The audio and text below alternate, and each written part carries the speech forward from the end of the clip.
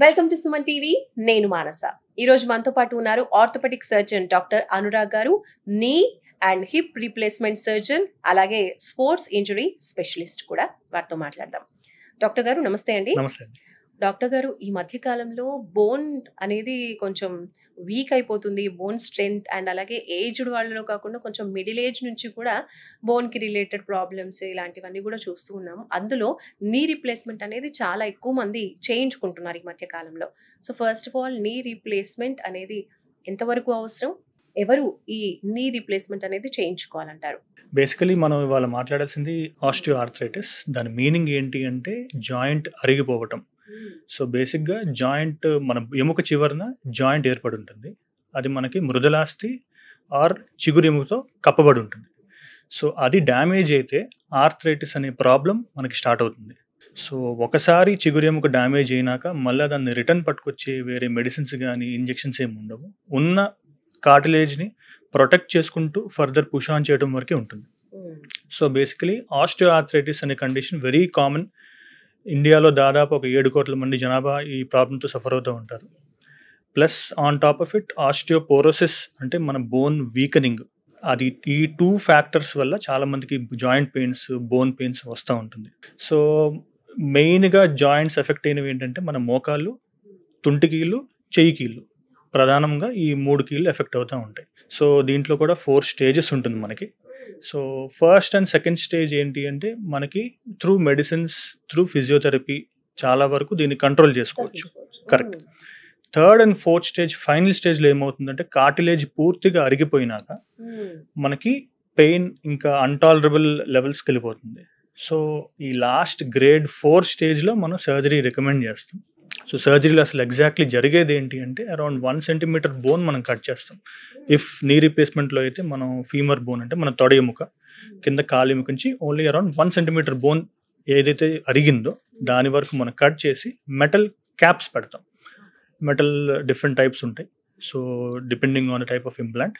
So knee replacement అనేది compulsory అంటే 4th stage ఉన్నప్పుడు మాత్రమే రీప్లేస్మెంట్ అవసరం అంటున్నారు. ఎగ్జాక్ట్లీ. ఇఫ్ ఆల్ అంటే ఏజ్ కూడా ఉంటుందండి, ఏజ్ ఫ్యాక్టర్ కూడా డిపెండ్ అవుతుంది. సో బేసిక్గా మనం చెప్పేది ఏంటంటే 40 to 50 ఇయర్స్ ఏజ్ నుంచి మన మోకాల నొప్పులు స్టార్ట్ అవుతుంది. But it can also affect younger people. There is a condition called rheumatoid arthritis, కీలవాతం అంటాం. సో యంగర్ పీపుల్ని కూడా ఎఫెక్ట్ చేస్తుంది. సో ఇఫ్ నడవరాని పరిస్థితి వచ్చింది, కంప్లీట్ అరిగిపోయిందంటే it can be done in younger people also. There is no hard and fast rule అది 50K చేయాలి, 60K చేయాలి అని చెప్పి. The ideal golden age is 55-60, but it can effect the younger people also. It is వాళ్ళ body అంత age వాళ్ళలో ఈ knee replacement చేసినప్పుడు బాడీ సహకరిస్తుంది అంటారా? సో ఇప్పుడు బేసికలీ మనం వాడే ఇంప్లాంట్ ఏదైతే ఉంటుందో అది around 15 to 20 years depending on the quality of the implant దాని లైఫ్ టైం ఉంటుంది. Okay. So which is why the sweet spot is 60 and 65 ఆ రేంజ్లో. నీ రీప్లేస్మెంట్ అంటేనే చాలా మంది భయపడుతూ ఉంటారు. అలాంటిది మీరు హిప్ రీప్లేస్మెంట్ అని కూడా అంటున్నారు. దీంట్లో సక్సెస్ రేట్ ఎంతవరకు ఉంటుందండి? So hip replacement is actually called the operation, the surgery of the century because of it success rate. So in fact నీ రీప్లేస్మెంట్లో మనం post surgery around 1 month, 1.5 months కొద్దిగా నొప్పులు ఉంటాయి. Hip replacement is very successful. అసలు ఎవరికి అవసరం పడుతుంది అంటే మన ఈ మధ్యకాలంలో ఎవాస్కులర్ నెక్రోసిస్ అనే ఒక పదం వింటా ఉన్నాం. చాలా మందికి ఏంటంటే డ్యూరింగ్ కరోనా టైం మనం స్టెరాయిడ్స్ ఎక్కించడం వల్ల ఏమవుతుందంటే ఆ బోన్ ఏదైతే ఉంటుందో దాని రక్త సరఫరాలు మనకి ఆ డ్యామేజ్ అయ్యి the bone it becomes dead. So దానివల్ల హిప్ రీప్లేస్మెంట్ చేయాల్సి వస్తుంది. Other causes can be previous ఫ్రాక్చర్లు అవ్వటం, తుంటి ఎముక విరగటం, okay, or any childhood problem ఉంటే దానివల్ల హిప్ బోన్ ఎఫెక్ట్ అవ్వటం. సో అక్కడ ఏం చేస్తామంటే మనం ఆర్టిఫిషియల్ బాల్ అండ్ సాకెట్ రెండు మనం ఏర్పరుస్తాం. సో దాని life span is in fact longer, 20 to 25 years if it is done well and using a very good implant. ఇప్పుడు ఇంప్లాంట్కి వస్తున్నారు అంటే సీరియస్ ప్రాబ్లం ఉన్నప్పుడే వస్తారు. బట్ మనసులో మాత్రం ఏదో ఒక భయం ఉంటుంది.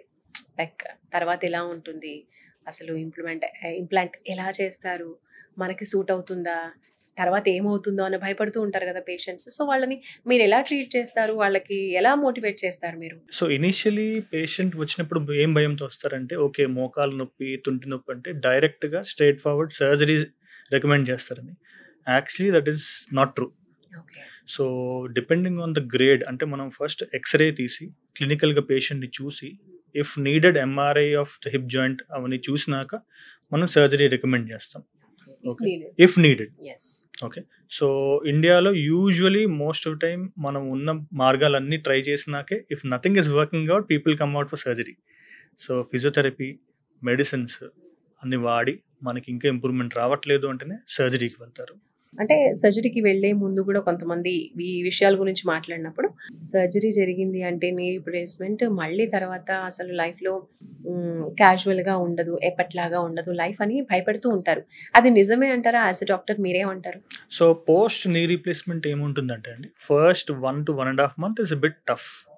సో మనకి స్టేపుల్స్ ఉంటాయి, కుట్లు ఉంటాయి, లోపల కరిగే కుట్లు ఉంటాయి. సో ఇనిషియలీ కొద్దిగా ఇబ్బంది డెఫినెట్లీ ఉంటుంది. ఇంకా అది resting time. But after 3 months నడవటం కానీ, మెట్లెక్కడం దిగటం కానీ, ట్రెడ్మిల్ అవన్నీ వాళ్ళు చేసుకోవచ్చు. వంట పనులు ఫ్రీగా చేసుకోవచ్చు. నేల మీద కూడా కూర్చోవచ్చు, but it is not advisable because implant life span తగ్గిస్తుంది కాబట్టి. Okay, that is the only restriction which we keep. Okay, the same thing applies for hip replacement. వాళ్ళ పని వాళ్ళు చేసుకుంటారు. Car driving, bike driving, everything is possible. So initial rehab period is a little bit painful, but ఒకసారి ఆ barrier cross చేసిన తర్వాత they will enjoy the surgery. ఇప్పుడు ఈ రీప్లేస్మెంట్ సర్జరీస్ కంప్లీట్ అయిన తర్వాత మీరు ఇందాక అన్నారు లైఫ్ స్పాన్ అనేది చాలా ఇంపార్టెంట్. సో ఎక్కువ లైఫ్ వాళ్ళు ఇంకా ఆఫ్టర్ రీప్లేస్మెంట్ హ్యాపీగా ఉండాలి అంటే ఎలాంటి జాగ్రత్తలు తీసుకోవాలి? లైఫ్ స్టైల్లో ఎలాంటి చేంజెస్ చేసుకోవాలి? సో బేసికలీ ఇక్కడ ఇష్యూ ఏంటి అంటే మనకి పేషెంట్స్ మెజారిటీ ఓల్డ్ ఏజ్ ఉండటం వలన వాళ్ళకి ఏదైనా సమ్ ప్రాబ్లం ఉంటుంది. డయాబెటీస్ కానీ, వాళ్ళకి హైపర్ టెన్షన్, థైరాయిడ్, అవన్నీ బేసికలీ మనం కంట్రోల్లో పెట్టుకోవాలి. So if they are in control అప్పుడు జాయింట్ ఎఫెక్ట్ అవ్వకుండా ఉంటుంది. సో మనం చాలా వరకు భయపడేది ఏంటంటే జాయింట్ ఇన్ఫెక్ట్ అవ్వకూడదు అని చెప్పి. So if any further urinary problems ఉన్నా, డెంటల్ ఇష్యూస్ ఉన్నా, టైం టు టైం వాళ్ళు చెకప్ చేయించి దాని ట్రీట్మెంట్ తీసుకుంటే ఈ ఇంప్లాంట్ లాంజివిటీ ఇంకా పెరుగుతుంది. So there are instances 30 years, 35 years వచ్చిన ఇంప్లాంట్స్ కూడా చాలా ఉన్నాయి. సో జనాలు వాళ్ళ depending on how you maintain it. Knee replacement అలాగే ఈ రీప్లేస్మెంట్సే కాకుండా ఇంకొంతమందికి ఎలా అంటే స్పోర్ట్స్ పీపుల్ ఉంటారు. సడన్గా వాళ్ళకి దెబ్బ తగలడం, గేమ్ ఆడుతున్నప్పుడే ఇంజురీస్ చాలా సీరియస్గా అయ్యి వాళ్ళు సర్జరీకి వెళ్ళాల్సి ఉంటుంది. అలాంటి సర్జరీస్కి అసలు మీరు ఎలా వాళ్ళకి ట్రీట్ చేస్తారు? అండ్ ఆ సర్జరీస్ కనుక వీళ్ళు చేసుకున్నప్పుడు కనుక మళ్ళీ ఫ్యూచర్లో వాళ్ళు ఆ గేమ్స్ ఆడే అవకాశాలు అనేవి ఉంటాయంటారా? So one of the most common sports injury అనేది ఏంటంటే ACL ఇంజరీ అండి, యాంటీరియర్ క్రూషియేట్ లిగమెంట్. అది అసలు ఏంటి అంటే మన తొడ ఎముక అండ్ కాలి ఎముక మధ్యలో ఒక రోప్ మాదిరిగా ఒక తాడులా ఉంటుంది. సో ఇట్లాంటి 4 లిగమెంట్స్ ఉంటాయి. వాటి పని ఏంటి అంటే నీ జాయింట్ స్టెబిలిటీ ప్రొవైడ్ చేయడం. సో అప్పుడప్పుడు ఏమవుతుందంటే due to twisting injuries, especially basketball, kabaddi, badminton, ఈ మధ్య చాలా ఫేమస్ అవుతుంది పికిల్ బాల్. ఆ గేమ్స్ ఆడినప్పుడు ఏమవుతుందంటే సడన్ ఇంపాక్ట్ వల్ల మోకాలు రొటేట్ అయ్యి ఆ లిగమెంట్ కట్ అవుతుంది. So depending on how much it is cut, partial tear ఉందా, కంప్లీట్ టేర్ ఉందా. కంప్లీట్ టేర్ ఉన్న వాళ్ళకి వీ రికమెండ్ సర్జరీ. సర్జరీలో అసలు ఏం చేస్తామంటే మన తొడ వెనక భాగంలో హ్యామ్స్ట్రింగ్ మజిల్స్ ఉంటుంది, వాటిని కొత్త ACL రూపంలో మనం దాన్ని కుట్టేసి బోన్లో టనెల్స్ డ్రిల్ చేసి కొత్త ACLలా పాస్ చేస్తాం. సో పోస్ట్ దీస్ సర్జరీస్ మళ్ళీ గేమ్కి ఎప్పుడు రిటర్న్ అవ్వచ్చు అంటే around 5th month or 6th month. So car driving by 3rd month, bike driving by 4th month. After good physiotherapy is also equally important. Exactly. So surgery ఒక 60-70% అనుకుంటే remaining physiotherapy rehab protocol చాలా important. So every sports injury compulsory ఈ సర్జరీకి వెళ్ళాల్సిందే అంటారా, లేదంటే other sources ఉన్నాయంటారా, other treatments? So ligament అనేది మనకి పార్షియల్గా కట్ అయితే దాన్ని స్ట్రెయిన్ అంటాం. ఓకే, సో స్ట్రెయిన్స్కి చాలా వరకు bed rest with ice pack, medications, physiotherapy is sufficient. Okay, కంప్లీట్గా టేర్ అయిన లిగమెంట్స్ని మనం యాక్చువల్లీ సర్జరీకి చెప్తాం. అది కూడా depending on which ligament it is. Okay, so మనకి anterior cruciate ligament which is very common. So 10 మందిలో ఆల్మోస్ట్ 5-6 స్పోర్ట్స్ ఇంజరీస్ ఇవే వస్తుంటాయి. సో ఈ ACL కంప్లీట్ టేర్స్ ఉంటే దానికి సర్జరీకి వెళ్ళటం ఇస్ ఇంపార్టెంట్. ఎందుకు అంటే మన మోకాలు స్టెబిలిటీ లేకపోతే ఇట్ కీప్స్ రబ్బింగ్. సో ఆ కార్టిలేజ్ డ్యామేజ్ అయ్యి అరుగుదల అర్లీగా వచ్చే అవకాశాలు ఉంటాయి. సో 50-60కి రావాల్సిన అరుగుదల అదొక 30-40కి స్టార్ట్ అవుతుంది. సో చాలామంది ఏమనుకుంటారంటే ACL కట్ అయింది, ఇట్స్ ఓకే, మనం నడవగలుగుతున్నాం కదా, ఇలానే నడుద్దాము అంటే దానివల్ల ప్రాబ్లం వచ్చేది ఏంటి అంటే ఎర్లీ ఆస్టియో ఆర్థరైటిస్ వచ్చే అవకాశం ఉంటుంది. So this is not something to be neglected. మనం వాడే పద్ధతిలో ఏంటంటే ఈ ACL through keyhole surgeries చేస్తాం. అంటే చిన్న చిన్న ఇన్సిషన్స్, కంప్లీట్గా జాయింట్ కట్ చేయకుండా చిన్న చిన్న కెమెరా లోపలికి పంపించి మనం సర్జరీ చేస్తాం. గ్రాఫ్ట్తో పాటు మనం ఎక్స్ట్రాగా ఇంటర్నల్ బ్రేస్ అని ఒక సెపరేట్ స్ట్రక్చర్ పెడతాం దానికి సపోర్టింగ్ ఉండడానికి. So these are all the latest advances in the surgery. It is quite good successful surgery. So చాలా మంది వాళ్ళ ఒరిజినల్ స్పోర్ట్కి రిటర్న్ అవుతారు. The new ligament is in fact stronger than your earlier one.